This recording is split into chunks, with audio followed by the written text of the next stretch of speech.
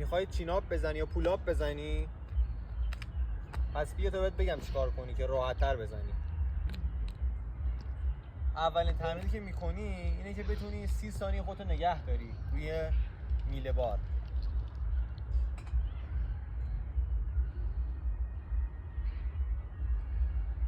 همینجوری خودتو نگه میداری و هر جلسه سعی کن تایمتو ببری بالاتر، یعنی تا 1 دقیقه خودتو برسونی.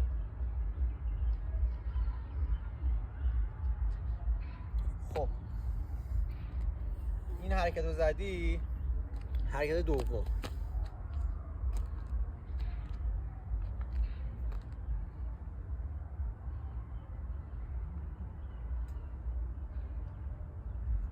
ببینید حداقل باید 10 الی 15 تکرار بزنید و هر جلسه 3 ست بزنید و رو تکرار ببرید و دست صاف باشه و اسکاپولار پولاپ بشه.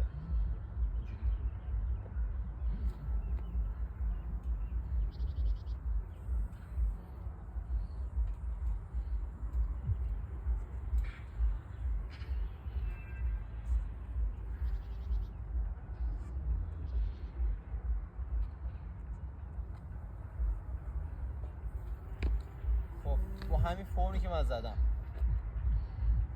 حرکت بعدی برای زدن پولاپ منفیه. یعنی شما یه باکس زیر پات میذاری، حالا اینجا باکس نیستش، یه باکس زیر پات میذاری میری بالا. مثلا حالا سعی کنید فکر کنید زیر پا من باکسه، اینجوری میپرید بالا، از پاتو کمک میگیرید این تو این زاویه سعی کنید نگه دارید هر چقدر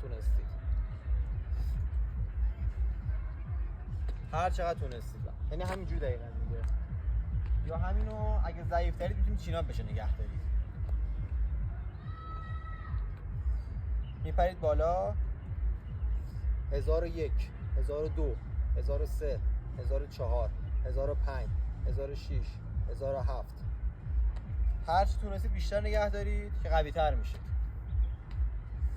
خب حرکت بعدی همینو منفیشو میرید پایین.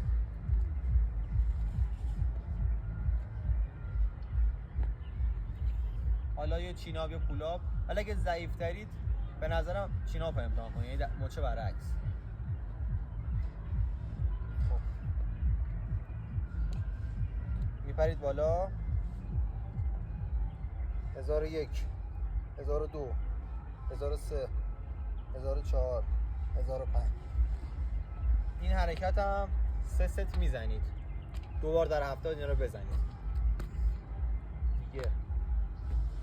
بعد که قوی تر شده مرور، حالا با کش هم میتونید بزنید. آموزش بعدی میذارم اینو.